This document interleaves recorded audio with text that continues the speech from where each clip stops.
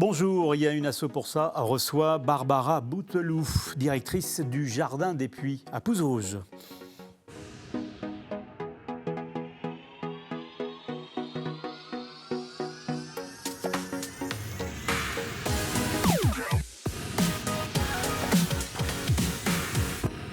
L'insertion professionnelle et sociale est un vaste sujet. De nombreuses structures existent en France pour permettre à des personnes sans emploi de retrouver une activité et aussi une vie sociale. En 2024, près de 99 000 salariés étaient inscrits dans un parcours d'insertion accompagné par des associations intermédiaires ou travaillant sur des chantiers d'insertion. Ces chantiers couvrent de nombreuses activités et aussi de nombreux métiers. En Vendée, le Jardin des Puits est un chantier d'insertion dirigé par Barbara Bouteloup. Vous dirigez ce chantier d'insertion. Bonjour. Bonjour. Bienvenue et merci d'avoir accepté cette invitation. Quand on parle de politique d'insertion en France des publics en situation de rupture, quel regard vous portez justement sur ces politiques ? Actuellement, c'est compliqué pour toutes les associations. Ouais, pour quelles raisons c'est compliqué ? Au niveau des finances surtout. Ouais. Comme vous le savez, tous les portefeuilles sont très restreints, donc l'ascension souffre particulièrement. Et toutes les associations de l'insertion ont des portefeuilles plus petits. Donc ça veut dire moins de personnes d'accueillir ? Nous, on a besoin de chercher d'autres financeurs, d'autres mécènes, d'autres moyens de financer nos chantiers pour que les salariés puissent continuer de s'insérer dans la société et dans le marché d'emploi, qui est donc la question de... Et pourtant, les publics que vous visez sont des publics de plus en plus nombreux ? C'est de plus en plus nombreux et de plus en plus diversifiés et avec des problématiques de plus en plus diversifiées aussi. On a beaucoup de publics maintenant avec des problèmes psychologiques, par exemple, et qui demandent un accompagnement renforcé. Mais on n'a pas ni les moyens ni le temps de répondre à ces besoins-là. Un chantier d'insertion, c'est quoi par rapport à une association intermédiaire ? Alors, ce sont deux structures, deux champs différents, mais la différence Une association intermédiaire, c'est une mise à disposition d'un salarié, soit pour une entreprise ou un particulier. Ça peut être l'espace vert, l'aide au domicile. Il y a différents secteurs. Un chantier d'insertion comme le nôtre, donc c'est d'abord le public qui est visé, c'est les personnes qui sont les plus éloignées de l'emploi. Oui. Et deuxièmement, ils viennent chez nous, ils ont un contrat comme un CDD comme un autre. Et puis ils restent parmi nous 1 an, voire 2. Et nous, on les accompagne dans tout ce qui est frein social. Donc ça peut être aide au logement, ça peut être des problèmes familiaux, ça peut être vraiment divers problèmes. Et puis après, avec l'objectif d'avoir un emploi après le parcours chez nous, un emploi durable, donc au moins un CDD pour quelques mois, voire un CDI ou une formation qualifiante. C'est quoi les premiers pas justement d'un salarié qui s'engage sur un parcours d'insertion comme chez vous ? C'est une démarche volontaire ou imposée par des structures qui encadrent justement la personne ? Alors oui et non. Alors il faut qu'il postule chez nous comme dans un emploi lambda. Il y a une visite collective. Ensuite, on fait le tour du Jardin des Puits pour se faire une première idée de leurs conditions physiques aussi, parce que c'est du maraîchage. Donc, c'est des conditions pas toujours faciles. Et ensuite, il y a un entretien. Et après, en équipe, avec mes 4 collègues, on décide ensemble si on poursuit ou pas cet accompagnement. Alors, le Jardin des Puits, en quelques mots, c'est quoi ? Vous êtes dans le maraîchage, hein, c'est ça ? Oui, c'est ça. Sur Pouzauges ? C'est le maraîchage bio, exactement. La présentation, la carte d'identité de cette structure. Alors, vous êtes à la tête, vous êtes directrice ? Oui, on est 5 salariés en tout. On est 5 femmes. Il y a 2 encadrantes techniques sur le terrain, dans l'accompagnement au quotidien avec les salariés. Il y a une CIP, donc une conseillère en insertion professionnelle, qui vient de nous rejoindre, et puis une assistante de gestion qui travaille beaucoup en binôme avec moi. Et combien de personnes vous accueillez Entre 10 et 18. Actuellement, on en a 10. Oui. Mais ça dépend. Alors, et la période dans l'année, parce qu'on a besoin de plus de main-d'œuvre entre mai et août, par exemple, et de conventionnement, et puis l'accord de la part du département et de l'État.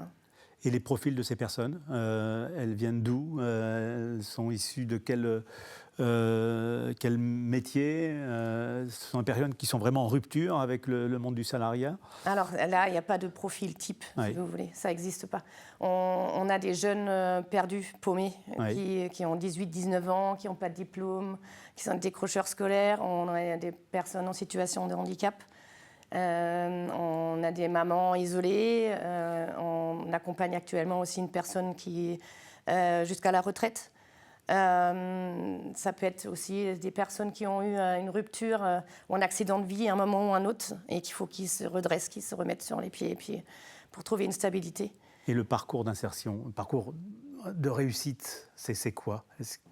À quel moment vous dites oui, c'est bon, cette personne-là, elle peut retrouver un chemin plus cadré, plus normal? Alors ça dépend qui demande et qui pose cette question-là. Si c'est un collègue de mon équipe, si c'est une collègue de mon équipe, je dirais une réussite, c'est déjà, il a regagné confiance, il a retrouvé une place au sein de notre équipe, il se sent utile, il voit qu'il a une place dans la société. Si c'est les financeurs qui demandent, c'est l'emploi durable. Oui. C'est vraiment ça l'objectif final.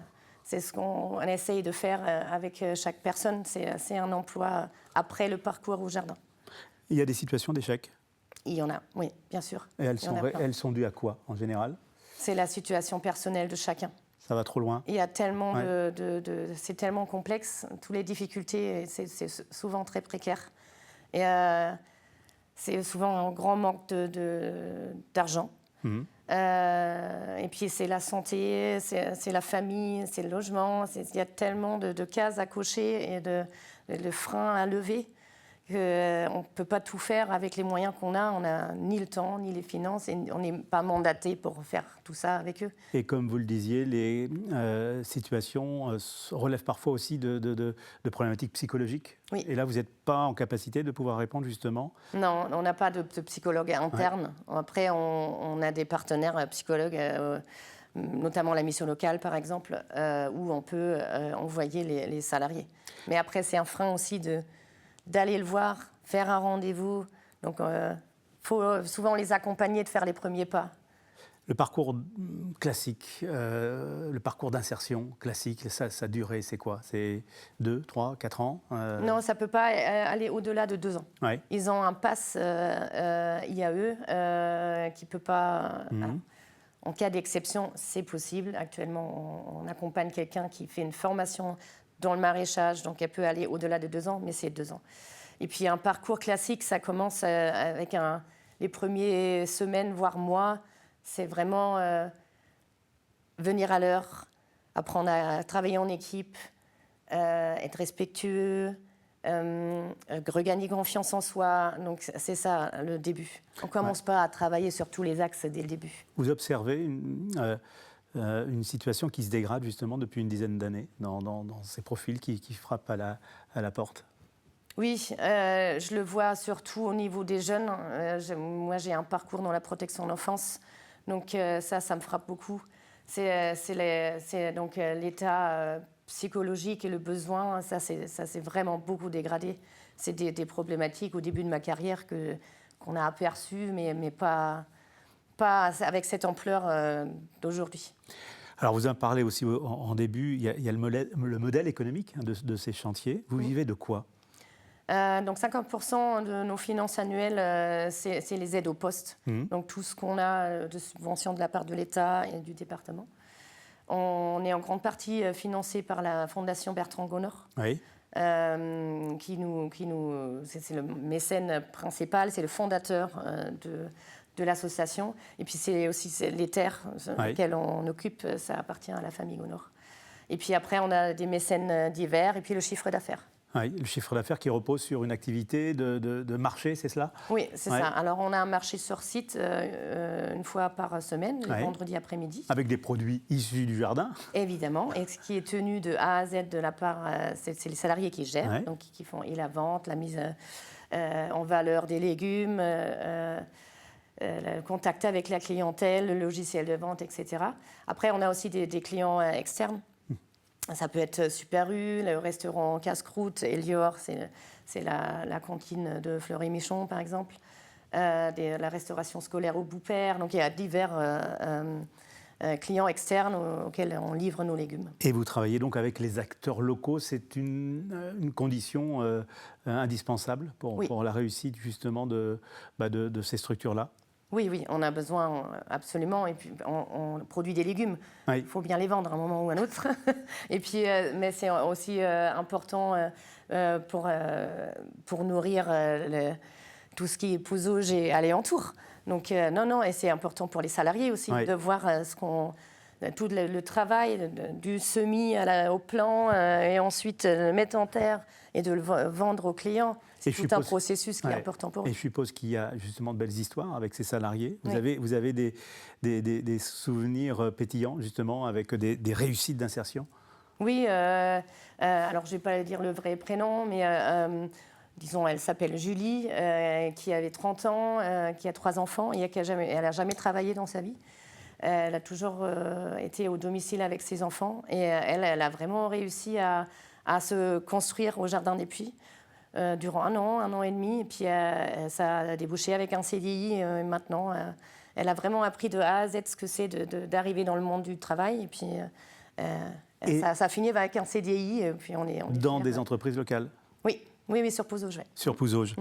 D'où l'importance justement d'être complètement inséré dans cette vie locale.